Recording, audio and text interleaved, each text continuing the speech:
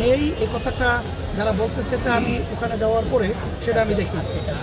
না, আপনি একটা সময় বলেছিলেন পাথর যদি নিয়মিতভাবে কোনো উত্তোলন করা হয় তাহলে এখানে নদীর স্রোত ঠিক থাকবে, এখানে এই থাকবে। হ্যাঁ, সেটাতে এই উত্তোলনে কি উত্তোলন করার ক্ষেত্রে আপনার ক্ষেত্র সরকারিভাবে যদি পরিবেশ তৈরি করে, এটা আমাদের দেশের জন্য কল্যাণ হবে, এটা আমি মনে করি। অপরিকল্পিত করলে ক্ষতি হবে। আচ্ছা, আমি একটা জিনিস প্রশ্ন, এটা তো আমরা দাবি তুলছি, আর এটা এখন পর্যন্ত সাধারণ মানুষ সহ বেশিরভাগ রাজনৈতিক দলই পিয়ারের পক্ষে। সেখানে নির্বাচন কমিশন এটাকে গুরুত্ব সহকারে দেখবে এবং পিয়ার পদ্ধতিতে নির্বাচন পরিবেশ করবে। এটাই তো আমাদের দাবি।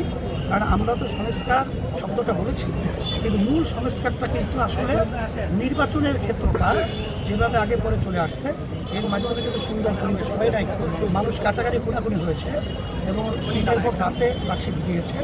এই পরিবর্তনের জন্য এবং সংখ্যানুপাতিক হারে প্রতিনিধি সংসদে যাওয়া এবং প্রতিটা ভোটারে মূল্যায়ন হওয়া, এটা পিয়ার পদ্ধতি ছাড়া অন্য কোনো পদ্ধতিতে এটা বাস্তব সম্ভব নয়।